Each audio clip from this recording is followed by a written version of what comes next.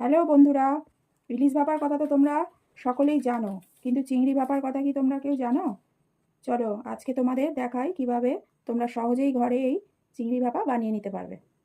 তার জন্য প্রথমে ভিডিওতে দেখানো উপকরণগুলি একে একে লাউ পাতায় দিয়ে পাতাটিকে সুতো দিয়ে ভালো করে মুড়ে নিলাম।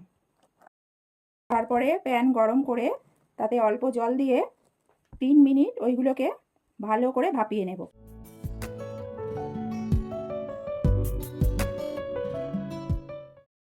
তারপর এগুলোকে একটু জল ঝরিয়ে নিয়ে তাওয়ায় একটু তেল দিব অল্প করে, দিয়ে মিডিয়াম ফ্লেমে এপিট ওপিট করে ফ্রাই করে নিলেই রেডি হয়ে যাবে এই সুস্বাদু চিংড়ি ভাপা।